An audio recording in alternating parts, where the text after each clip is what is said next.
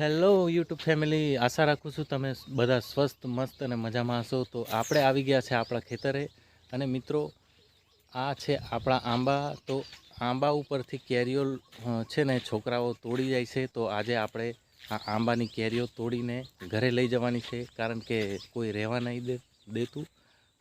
માટે આપણે પાડીને નીચે પાડીને કેરીને ઘરે લઈ જઈશું.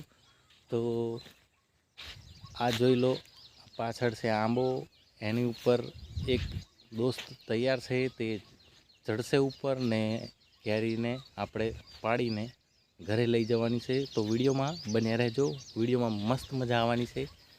આપણે હવે ઉપર ચડાવીશું અને કેરી પાડશું. તો વિડીયોમાં બન્યા રહેજો. આ છે પાણી, કારણ કે તરસ લાગે તો પાણી પીવા માટે જોઈએ જ. તો આ પાણી છે. તો આ ભાઈનું નામ છે પાર્થ, અને પાર્થ ઝડપથી એકદમ ઝડપથી ઉપર જાય છે. મને તો ઊંચાઈથી બહુ લાગે છે બીક, અને એટલે હું ઝાડ પર તો નથી ચડતો. હા, થોડે સુધી ચડી જાઉં છું. આંબા પર મિત્રો કેરી ઓછી છે, એટલે બહુ વાર ના લાગે.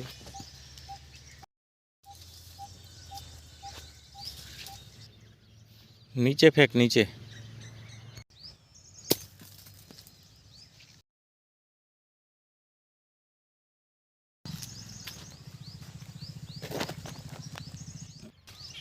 પાણી પીવું છે?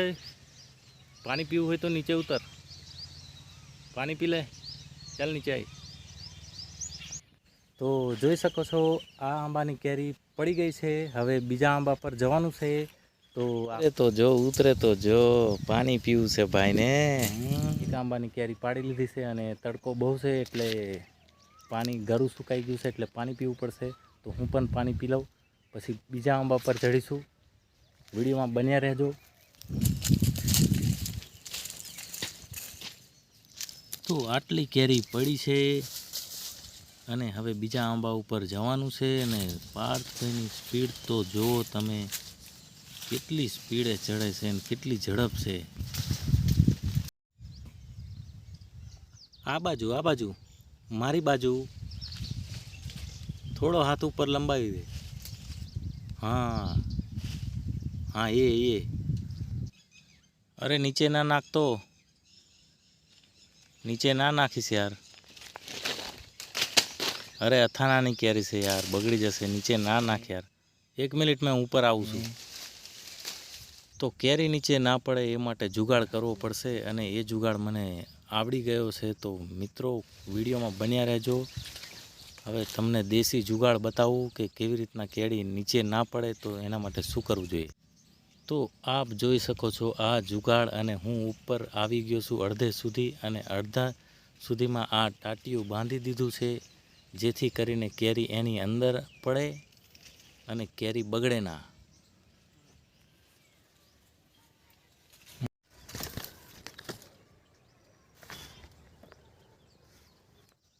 તો છે ને મિત્રો આપણો મસ્ત જુગાડ. આ કેરી અંદર ગઈ. તો 2 આંબામાંથી આટલી કેરી મળી છે આપણને, અને આટલી મહેનત કરીને આટલી કેરી પાડી છે. તો હવે આ કોથળીની અંદર ભરીને એને ઘરે લઈ જવાની છે. તો વિડીયોમાં કન્ટિન્યુ રહેજો, અને હું કોથળી ભરી લઉં.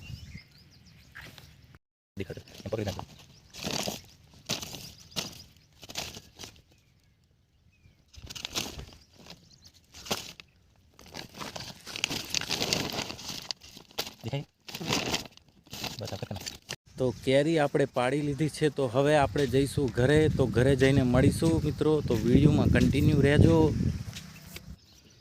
ઘરે આવી ગયા છે ને આ બંનેને તો જુઓ ભાઈ, બસ ગેમ જ રમવાની.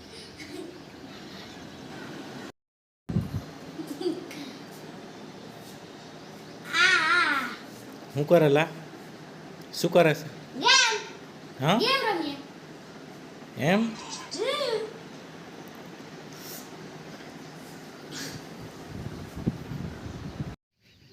કેરી અહીંયા મૂકી દીધી છે ને લાગી ગઈ છે ભૂખ, તો ચાલો જઈએ જમવા. તો હવે બરાબરની ભૂખ લાગી ગઈ છે અને શું બનાવ્યું છે જોઈ લઈએ આપણે. આ છે દાળ, આ જો સરસ મજાની દાળ છે, અને આ બાજુ છે ભાત. તો ભાત પણ રેડી છે, તો ચાલો મિત્રો હવે જમી લઈશું. દાળ ભાત તો તૈયાર છે, પણ આપણી પાસે અથાણું નથી. અથાણું હજી બનાવવાનું છે, તો જલ્દીથી એના માટે પણ જુગાડ કરવો પડશે. તો આ કેરીને છીનીને આપણે ઝટપટ વાનગી બનાવવાની છે, તો વિડીયોમાં બન્યા રહેજો. તમે પણ ટ્રાય કરજો ઘરે. કેરી છીની દીધી છે અને તૈયાર છે. હવે આમાં મસાલા એડ કરવાના છે. આ છે એનો ગોટલો.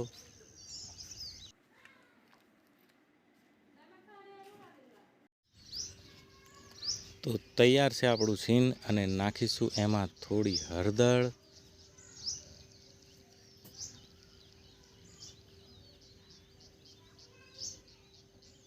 થોડું લાલ મરચું. તમે તમારા હિસાબથી નાખી શકો છો, તમને કેટલું તીખું ભાવે છે એ પ્રમાણે. હવે નાખીશું મોરસ એટલે કે ખાંડ, કારણ કે કેરી છે ને ખાટી બહુ છે, એટલે થોડો ખટાશ દૂર કરવા માટે મોરસ એટલે કે ખાંડ નાખી છે. હવે નાખીશું થોડું સ્વાદ અનુસાર નમક એટલે કે મીઠું. તો મીઠું નાખી દીધું છે. હવે આ બધાને મિક્સ કરી લઈશું આપણે.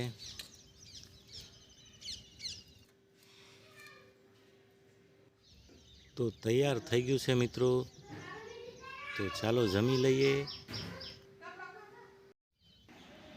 આ છે દાળ ભાત, અને બાજુમાં છે આપણો તૈયાર કરેલો સૂંદો અને ગવારનું શાક. આ છે રોટલો. તો ચાલો જમી લઈએ મસ્ત રીતે. ઘરે જમીને આપણે આવી ગયા છે ખેતરે. તો હવે થોડો ટાઈમ રહીશું અહીંયા, અને પછી જોઈશું કે ઘરે જવું છે કે કેમ, કારણ કે વાવાઝોડું આવવાની શક્યતાઓ છે. તો જોઈશું આપણે. તો ભારે પવન આવે છે મિત્રો, તો ચાલો આપણે ઘરે જઈશું જલ્દીથી. આ જોઈ શકો છો તમે, ભારે પવન સાથે વરસાદ પણ આવે છે એવું લાગે છે. તો આપણે જલ્દી ઘરે જઈશું અને ઘરે જઈને મળીશું મિત્રો. તો અત્યારે હું જાઉં છું ઘરે. તો ઘરે પહોંચી ગયો છું મિત્રો, ને આપ જોઈ શકો છો આ વાવાઝોડું કેટલું છે, કેટલો પવન ફૂંકાય છે. લાગે છે વરસાદ પણ આવવાનો છે. તો વિડીયો તમને કેવો લાગ્યો મિત્રો, અને થોડું કરવાનું છે કામ, તો હવે જલ્દીથી કામ પૂરું કરી લેવું પડશે. તો વિડીયોમાં બસ આટલું જ. ફરી મળીશું નવા બ્લોગમાં.